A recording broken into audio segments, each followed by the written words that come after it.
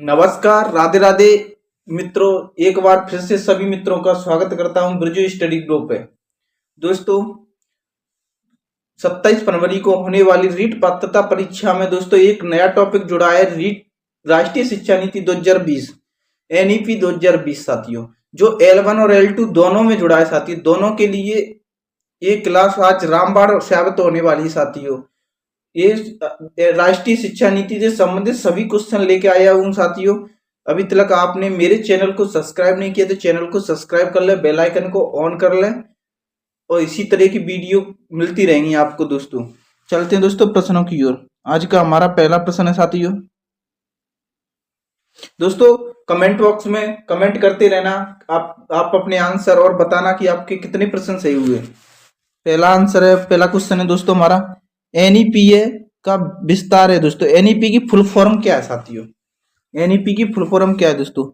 National education policy, national eligibility policy, national changing policy, national exam policy.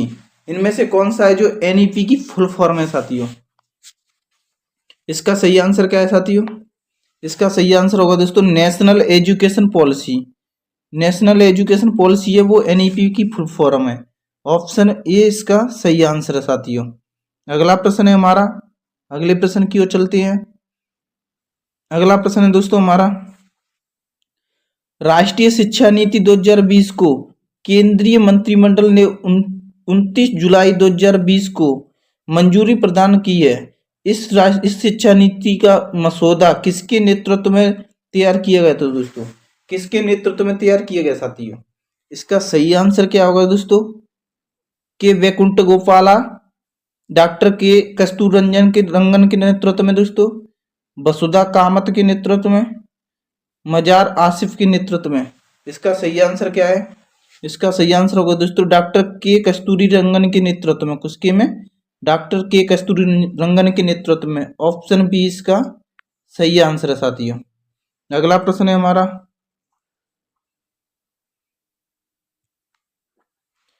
राष्ट्रीय शिक्षा नीति 2020 में शिक्षा के क्षेत्र में होने वाले निवेश को जीडीपी का कितना प्रतिशत कितने का लक्ष्य रखा गया है दोस्तों? कितना प्रतिशत कितने का लक्ष्य रखा गया है दोस्तों? जीडीपी का कितना प्रतिशत है दोस्तों शिक्षा में खर्च होगा साथियों? इसका सही आंसर क्या होगा? इसका सही आंसर 4 होगा साथियों। 4% या 5% या 10% या 6% दोस्तों। इसका सही आंसर होगा दोस्तों 6% है वो जीडीपी का शिक्षा पर खर्च होगा दोस्तों। ऑप्शन डी इसका सही आंसर है। चलते हैं अगले प्रश्न की ओर। अगला प्रश्न है हमारा, राष्ट्रीय शिक्षा नीति 2020 का उद्देश्य कब तक स्कूली शिक्षा में 100% शिक्षा के सार्वभौमिकरण का लक्ष्य रखा गया है दोस्तों? कब तक स्कूली शिक्षा में 100% शिक्षा के सार्वभौमिकरण का लक्ष्य रखा गया है? इसका सही आंसर क्या होगा साथियों? 2025, 2030, 2035, 2028। राइट आंसर क्या है? इसका राइट आंसर होगा दोस्तों 2030 तक। कब तक? 2030 तक रखा गया है। ऑप्शन बी इसका करेक्ट आंसर है। अगला प्रश्न है हमारा,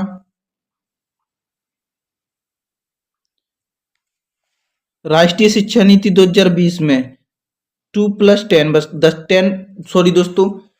10+2 के पैटर्न को बदलकर स्कूली शिक्षा का पैटर्न किया गया है साथियों। पहले दोस्तों 10+2 के पैटर्न में शिक्षा प्रणाली चलती थी, अब वो बदलकर स्कूली शिक्षा का पैटर्न क्या कर दिया है दोस्तों? दोस्तों बताओ इसमें से कौन सा है? इसका सही आंसर क्या होगा साथियों? इसका सही आंसर होगा दोस्तों 5+3 दोस्तों 5+3+3+4 के नेतृत्व में। किसके? 5+3+3+4 के नेतृत्व में। ऑप्शन बी इसका सही आंसर है दोस्तों। चलते अगले प्रश्न की ओर। अगला प्रश्न है हमारा, एनईपी 2020 में कौन सी कक्षा में व्यावसायिक शिक्षा शुरू करने की बात कही गई है दोस्तों? व्यावसायिक शिक्षा शुरू करने की बात कौन सी कक्षा से कही गई है साथियों एनईपी 2020 में? इसका सही आंसर क्या होगा दोस्तों? 5वीं कक्षा से कही गई है, 8वीं कक्षा से कही गई है, 6वीं कक्षा से कही गई है या 11वीं कक्षा से कही गई है? इसका सही आंसर होगा दोस्तों वो 6वीं कक्षा से किस शिक्षा की बात कही गई है? व्यावसायिक शिक्षा की बात। ऑप्शन सी इसका सही आंसर है। अगला प्रश्न है हमारा, एनईपी 2020 में कम से कम किस कक्षा तक मातृभाषा या क्षेत्रीय भाषा में पढ़ाई करने की बात कही गई है? एनईपी 2020 में कम से कम किस कक्षा तक मातृभाषा या क्षेत्रीय भाषा में पढ़ाई करने की बात कही गई है साथियों? 5वीं कक्षा तक दोस्तों, 8वीं कक्षा तक, तीसरी कक्षा तक, 10वीं कक्षा तक। इसका सही आंसर क्या है साथियों? इसका सही आंसर होगा दोस्तों, वो है दोस्तों 5वीं कक्षा तक। किस कक्षा तक? 5वीं कक्षा तक कही गई है। ऑप्शन ए इसका सही आंसर है। चलते हैं अगले प्रश्न की ओर। अगले प्रश्न है दोस्तों हमारा, राष्ट्रीय शिक्षा नीति 2020 किस शिक्षा नीति की जगह लेगी दोस्तों? ये नई शिक्षा नीति आई है दोस्तों, एनईपी 2020, वो कौन सी शिक्षा नीति की जगह लेगी दोस्तों? राष्ट्रीय शिक्षा नीति 1986 की दोस्तों, राष्ट्रीय शिक्षा नीति 1968 की दोस्तों, राष्ट्रीय शिक्षा नीति 1975 की, राष्ट्रीय शिक्षा नीति 2000 की दोस्तों। किस शिक्षा नीति की जगह लेगी एनईपी 2020? इसका सही आंसर क्या हो दोस्तों? राष्ट्रीय शिक्षा नीति 1986 की जगह लेगी दोस्तों। ऑप्शन ए इसका सही आंसर है दोस्तों। चलते अगले प्रश्न की ओर। अगला प्रश्न है हमारा, वो है साथियों, राष्ट्रीय शिक्षा नीति 2020 किन प्रमुख आधार स्तंभों पर निर्मित की गई है? किन प्रमुख आधार स्तंभों पर निर्मित की गई है? इसके लिए समान पहुंच है दोस्तों, सबके लिए समान पहुंच, इक्विटी, गुणवत्ता एवं वहीता दोस्तों, जवाबदेही दोस्तों, उपयुक्त सभी। इसका सही आंसर क्या साथियों? इसका सही आंसर होगा दोस्तों, प्रयुक्त सभी के लिए बात कही गई है। ऑप्शन डी इसका सही आंसर है। चलते हैं अगले प्रश्न की ओर। अगला प्रश्न है हमारा,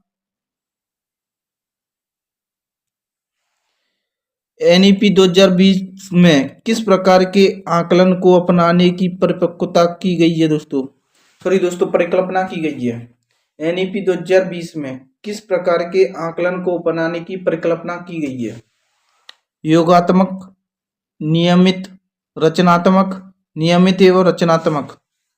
इसका सही आंसर क्या हो साथियों? इसका सही आंसर होगा दोस्तों, नियमित एवं रचनात्मक। ऑप्शन डी इसका सही आंसर है। अगला प्रश्न है हमारा,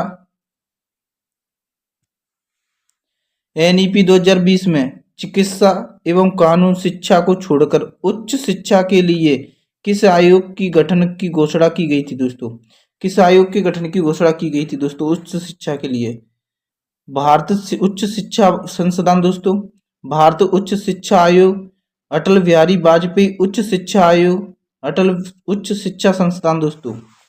इसका सही आंसर क्या है? इसका सही आंसर होगा दोस्तों, वो है साथियों, भारत उच्च शिक्षा आयोग की स्थापना की गई थी दोस्तों उच्च शिक्षा के लिए। ऑप्शन बी इसका सही आंसर है। चलते हैं अगले प्रश्न की ओर। अगला प्रश्न है हमारा, निम्न में से कौन सा सुमेलित नहीं है दोस्तों? इनमें से कौन सा है वो सुमेलित नहीं है? विश्वविद्यालय शिक्षा आयोग 1948 और 49, कोठारी आयोग 64-66 में, 42वें दोस्तों 42वें संविधान संशोधन शिक्षा को समृद्ध सूची में शामिल किया गया है दोस्तों 42वें संविधान संशोधन में। TSR सुब्रमण्यम कमेटी रिपोर्ट 2019 में आई थी दोस्तों। कौन सा है वो सुमेलित नहीं है साथियों? इसका सही आंसर क्या है दोस्तों? इसका सही आंसर होगा वो है दोस्तों TSR सुब्रमण्यम कमेटी रिपोर्ट 2019 में नहीं आई थी दोस्तों। ऑप्शन डी इसका सही आंसर है। अगला प्रश्न है हमारा। अगला प्रश्न की ओर चलते हैं। भारत में शिक्षा नीति आई दोस्तों, भारत में शिक्षा नीति कब आई साथियों? 1968 में, 1986 में, 2020 में, उपयुक्त सभी में दोस्तों पहली शिक्षा नीति आई वो दोस्तों 1968 में आई थी, पहली शिक्षा नीति साथियों। 1986 में दोस्तों दूसरी शिक्षा नीति आई थी। 2020 में दोस्तों तीसरी शिक्षा नीति आई है दोस्तों। ये उपयुक्त सभी इसका सही आंसर है। डी ऑप्शन इसका राइट आंसर है। नेक्स्ट प्रश्न की ओर चलते हैं। अगला प्रश्न है हमारा, वर्ष 2020 में किस मंत्रालय का नाम बदलकर शिक्षा मंत्रालय कर दिया गया था दोस्तों? वर्ष 2020 में कौन सी मंत्रालय का नाम बदलकर शिक्षा मंत्रालय कर दिया? मानव संसाधन विकास मंत्रालय, सामाजिक न्याय मंत्रालय, कृषि मंत्रालय, उद्योग मंत्रालय। इसका सही आंसर क्या है? इसका सही आंसर क्या होगा साथियों? इसका सही आंसर होगा दोस्तों मानव संसाधन विकास मंत्रालय का नाम बदलकर क्या कर दिया गया था? शिक्षा मंत्रालय कर दिया गया था। ऑप्शन ए इसका सही आंसर है। अगला प्रश्न है हमारा, आज का हमारा अंतिम प्रश्न है दोस्तों। वीडियो को लाइक शेयर जरूर करें। जो साथी पहली बार जुड़ रहे हैं वो चैनल को सब्सक्राइब करना ना भूलें। दोस्तों भारत की पहली शिक्षा नीति है दोस्तों। अगला प्रश्न है, भारत की पहली शिक्षा नीति 1968 में अपनाई कब आई दोस्तों? 1968 में आई पहली शिक्षा नीति। उस समय देश के प्रधानमंत्री कौन थे?